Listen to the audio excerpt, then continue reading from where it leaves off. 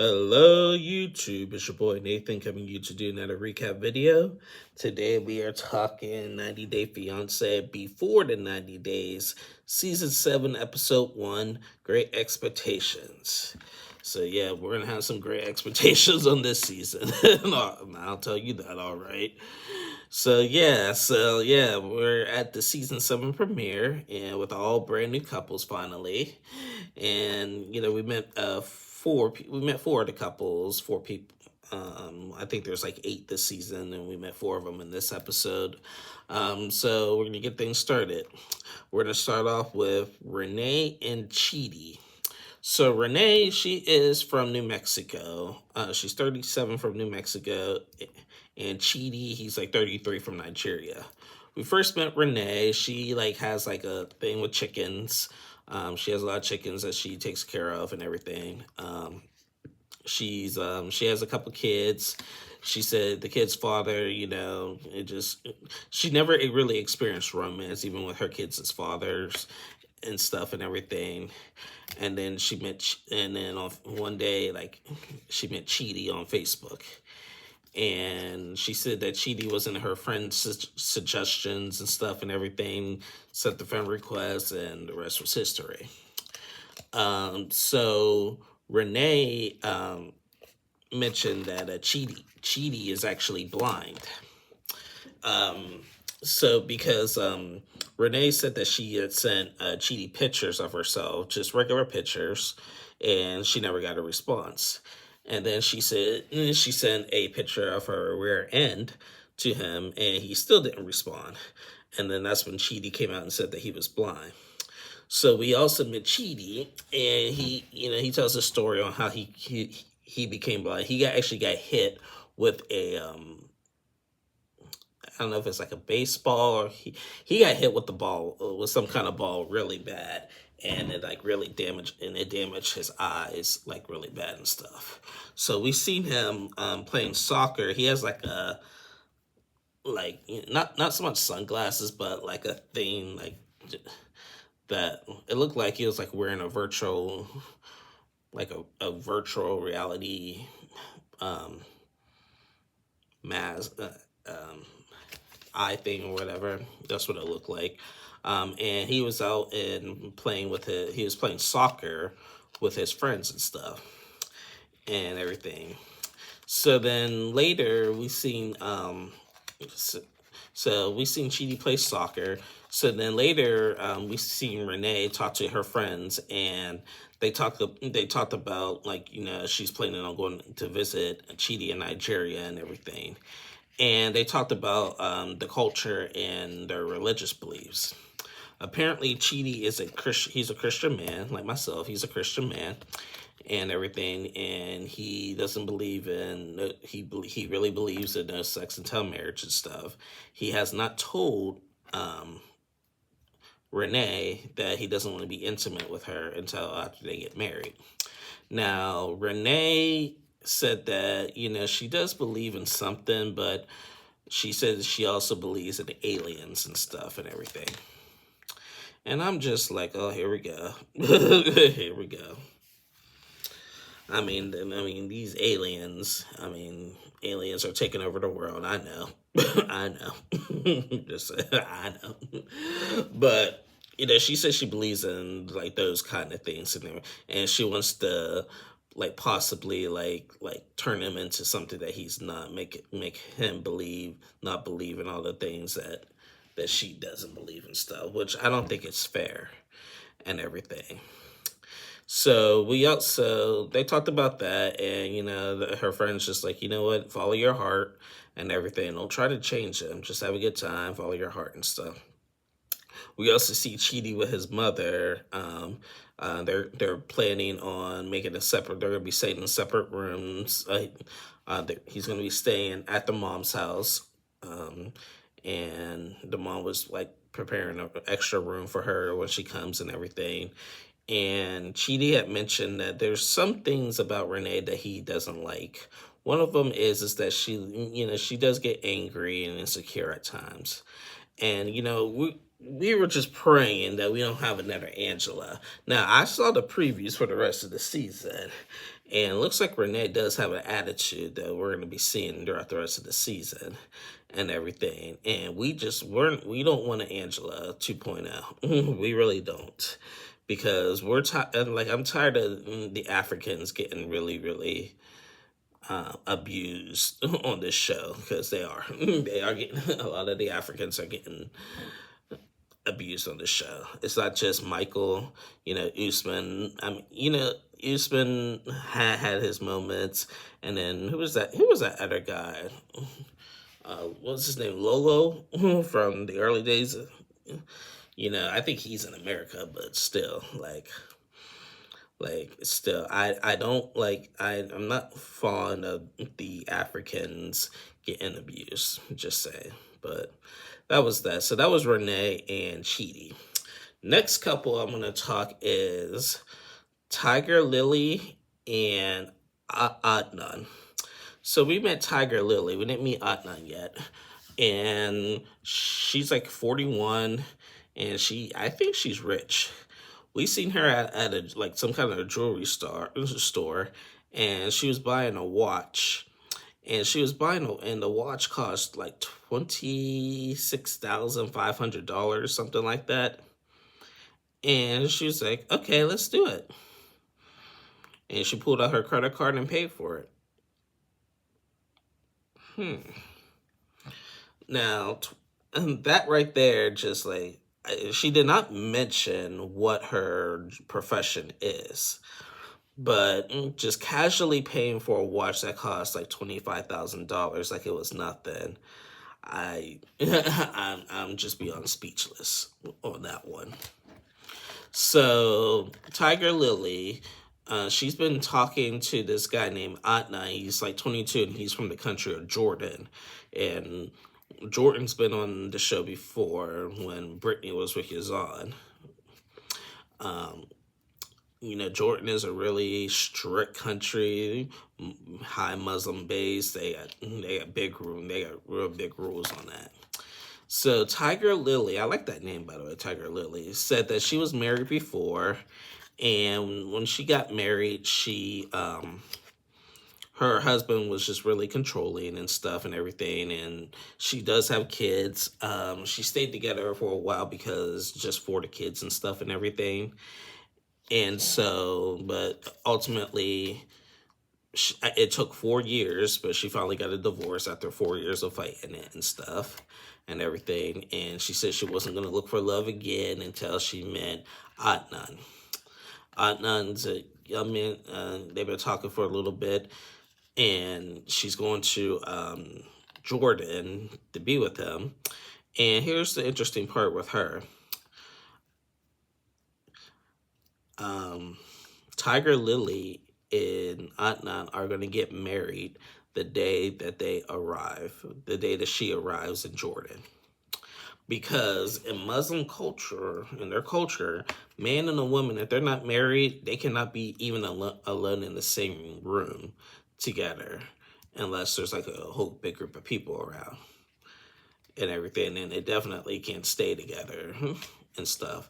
So in order for them to be together, they have to get married just to be in the same room together, which is, I understand culture differences and everything and all that, but, I will admit some of these culture things are a little bit too strict and everything. We're spoiled Americans where we could just do whatever the heck we want. So we will never understand fully what these other countries and cultures do. Now, granted, and I've said this on my channel before, we have here in America, we do have these same culture stuff. It's common here, but it's not it's more stressed and pressed in the other countries. We have a culture here where a man or woman needs to wait till they're married to do certain things and stuff. That's common here too, but it's not fully pressed over here like it is over there. So we seen Tiger Lily have a bachelorette party with her friends. I guess a couple of her friends are going to go to Jordan for the wedding and stuff and everything. And now here's another situation that we're going to have. Tiger Lily mentioned that, her ex-husband was very controlling and everything, but, she's about to date a Muslim man and stuff, and we may have another Nicole Mahout situation, because I guess Adnan is going to be commenting a lot on her appearance and where she shows skin and stuff and everything. I'm just like, oh, here we go again. And I've seen the previews for the rest of the season, and I think that's gonna be a problem again. So I'm just like, come on, come on, come on, and everything. So if she just got out of a bad marriage, and she's about to go date a Muslim man that has like strict beliefs and everything, girl, you're in for a rude awakening. And the fact that she's getting married the day that she arrives. She also mentioned that when she arrives, they're just going to get signed the marriage certificate. But 2 days later, they're going to have like a big like party celebration with their families and stuff. Well, mostly his family and only two of her friends. So, girl, bless your heart. I wish you nothing but the best. I pray for this situation, because I'm just like, we really cannot have another Nicole Mahout situation with this couple. I'm just saying, we can't do it. So yeah, that was Tiger Lily and Adnan. Next couple I want to talk is Brian and Ingrid. So we met Brian. And Brian, he works in ride share. He like gives people rides and stuff and everything. Brian is we also it was revealed that Brian is a quadriplegic and everything, and he's in a wheelchair. He's been in a wheelchair for the last like 25 years and stuff. And we've seen him play a wheelchair like rugby and everything. Like he said, it takes like a lot of skills and a lot of practice. Like he's played in the played in like some kind of Special Olympics with it and everything. And he has like a group of friends that are also in wheelchairs, and that he could just sit and relax to and talk about things. So how Brian got into the wheelchair. Brian said he lived in Chicago in the inner city, which is one of the top dangerous places in the country and stuff. And he was involved in a carjacking within himself, and he tried to fight through it, but a guy shot him in the spinal cord and everything. Dude is lucky to even be alive. If you get shot in the spinal cord and survive that, you're lucky to be alive. So the doctor told him like, you got to start all over and everything. So like he fought through it, and he's making do what he do. So bless his heart. Now he said he has traveled all around the world, like playing the wheelchair rugby and stuff. He's been to India, Argentina, Brazil, and he stopped at Brazil.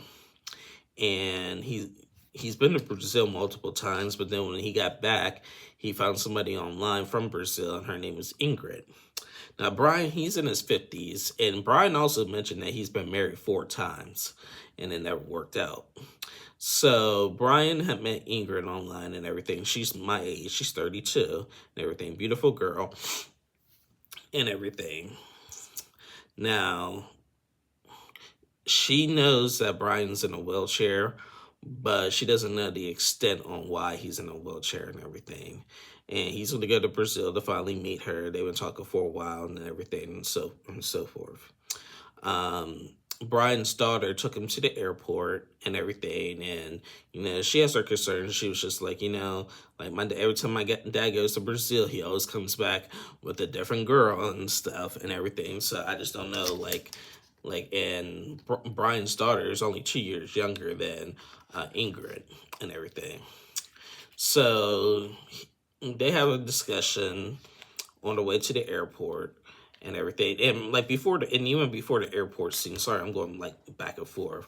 When we seen Brian play the wheelchair rugby with his friends, they talked about also how are they going to be intimate. And Brian's had mentioned, it is going to be hard to be intimate, like being in a wheelchair and stuff. And on top of that, he can't, I have to say this really clean on YouTube, but he can't, finish, because he has to, if he does, then he had mentioned that it could cause an aneurysm and stuff, and that's kind of scary, in their condition and stuff and everything. So then finally we go to the airport scene, and the daughter asks him, "You don't have a ring, right?" And he said, "You don't have to worry about that right now," and everything. But he said, "I can't predict the future. I can't just go up there and say, hey, I promised my daughter I'm not going to propose and stuff and everything." But he didn't leave it off the table. So she just prayed for him. And then as he was leaving to go to Brazil to meet Ingrid, he had mentioned that there was more to the story about his carjacking. So when I was watching Pillow Talk, they had the Pillow Talk watch party, like they've been doing for the last season or whatever. Robert from Robert and Annie, and Misha from Misha Nicola mentioned if there's more to the story about his carjacking thing, it must be he must have been in that life. He must have been up to no good during that moment and stuff and everything. So I'm curious to see how that story plays out for next week or whatever.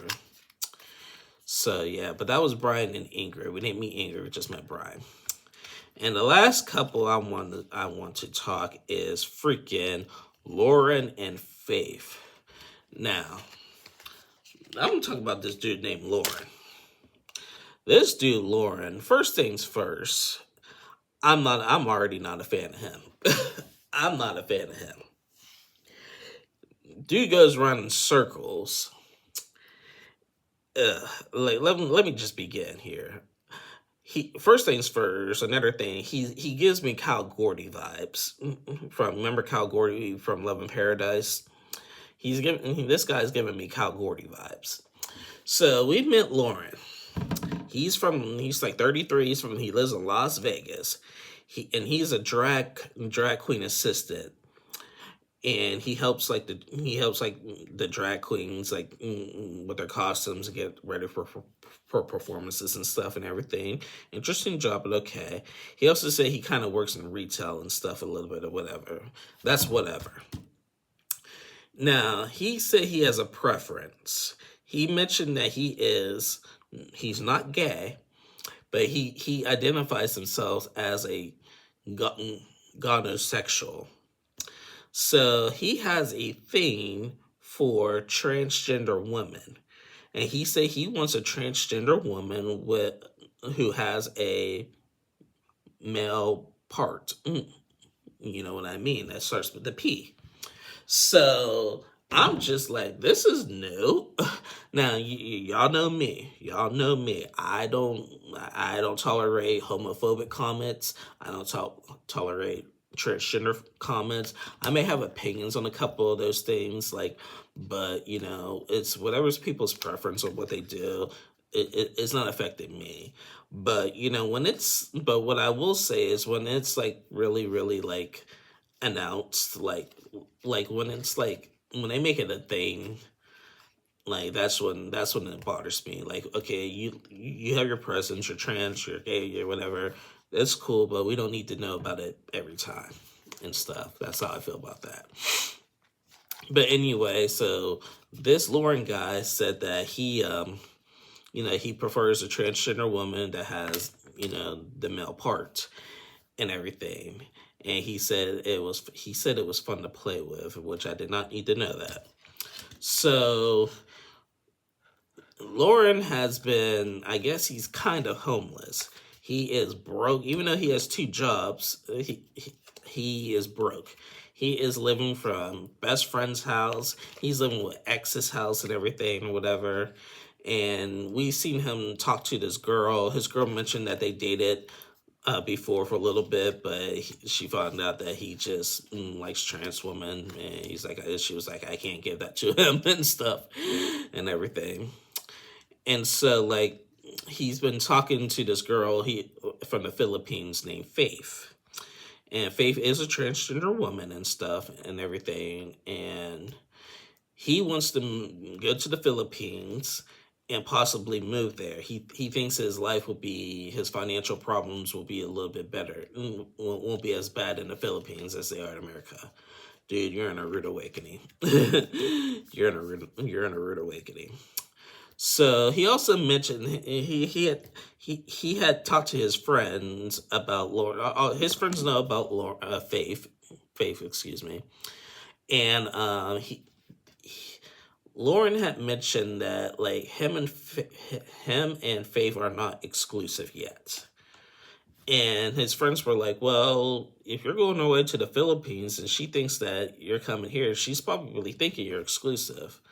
He is like, oh, I don't really roll like that. I don't believe in monogamous relationships and all that, whatever, and everything. And I'm just like, what? Because he was like, I don't think she could be talking to somebody else because I'm talking to somebody else. Like he said, he crashes sometimes at X's house and everything.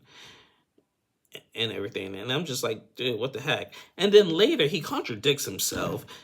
He goes to a jewelry store and buys a freaking wedding ring, and then going to say, oh, I feel like if things go perfect on this trip, I'm going to propose to Faith and then possibly move there forever. Dude, which is it? Like he's like, oh, I think you should have more than one minute you think you should have more than one woman, or a trans woman in his case, and then the next minute you're saying, oh, if things go perfect, I want to propose to Faith. Dude, no. Dude, no. And this is not going to work. This is not going to work. This is not going to work. I can already tell you, this is not going to work. This guy just gave me the creeps. I'm sorry. Like I said, he really gave me Cal Gordy vibes. But nonetheless, I mean, it is what it is with him. So, wow. So yeah, guys, that was all that we saw from the premiere of Before the 90 Days. It's gonna be an interesting season. We still got more couples that we have to meet, that we'll meet in the next couple weeks and stuff and everything. Yeah. I guess my favorite couple. I'm really curious to see how Brian and Ingrid do, and I'm curious about Renee and Chidi and stuff. I think like the couples I really want to see, like, we haven't been introduced yet. So once we get introduced to the other couples, then we'll get more going. But what a first episode! It's pretty interesting. But again, I'm glad we got new couples. I'm glad that we have a break from all the craziness that we just got off with Happily Ever After. I'm glad that's all over right now. And so we can focus on the new generation of 90 Day Fiancé.